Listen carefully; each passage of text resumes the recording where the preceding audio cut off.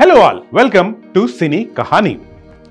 రాఘవేంద్ర గారు NT Ramarao the legend ఆయనని direct చేసే అవకాశం వచ్చింది.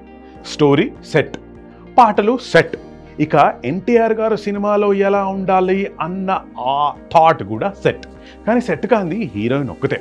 కానీ ఫైనల్గా ఆ హీరోయిన్ ఓకే చేసుకొని రాఘవేంద్రరావు గారు సెట్కి వచ్చారట. ఇది వేరే సినిమా సెట్లో ఎన్టీఆర్ గారిని కలిసి ఇది మన పలానా హీరోయిన్ని నేను అనుకుంటున్న థాటు అని ఎన్టీఆర్ గారికి చెప్పాలి. చూస్తే వీళ్ళు సెలెక్ట్ చేసిన హీరోయిన్ శ్రీదేవి గారు. కానీ పాయింట్ ఏంటి, శ్రీదేవి గారు ఆల్రెడీ పెద్ద ఎన్టీఆర్ గారితో ఒక సినిమాలో పనిచేశారు. ఆ సినిమాలో ఇది బడిపంతులు అనే సినిమాలో, ఆ సినిమాలో శ్రీదేవి గారు ఎన్టీఆర్ గారి మనవరాలుగా పనిచేశారు.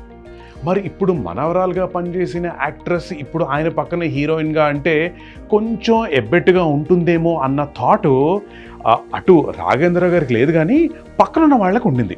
అందుకనే పక్కన వాళ్ళకి మీరు వెళ్ళి చెప్పండి అంటే అమ్మమ్మో మా వల్ల కాదు, అన్నగారు కోపడితే లేదు నువ్వే చెప్పుకో అంటూ ఆ రెస్పాన్సిబిలిటీ రాఘవేంద్ర గారికి ఇచ్చారట.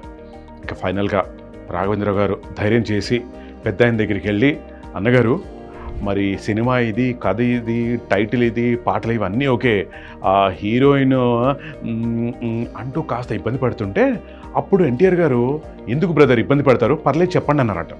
వెంటనే రాఘవేంద్ర గారు మీ పక్కన హీరోయిన్ శ్రీదేవి గారు, వెంటనే ఎన్టీఆర్ గారు ఆహాహా very nice, very good choice అన్నారట.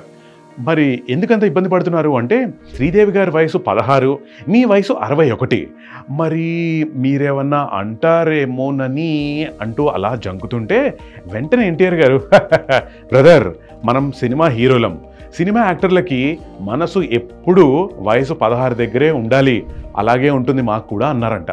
That's it. ఆ దెబ్బతో రాఘవేంద్రరావు గారి మైండ్లో ఉన్న భయం అంతా ఒక్కసారి పటాపంచలైపోయింది. అండ్ అప్పటి నుంచి ఆ సినిమా నుంచి the most hit combo hero హీరోయిన్ది అదే శ్రీదేవి గారు అండ్ ఎన్టీఆర్ గారు. వీరిద్దరి ఆ కలయిక, ఆ జంట అలా మొదలైపోయింది.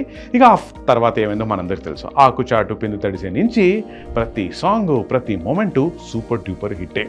ఇది అన్నగారు ఎన్టీఆర్ గారు మేకప్ వేసుకున్నప్పుడు యాజ్ అన్ యాక్టర్ ఆయన మనస్తత్వం.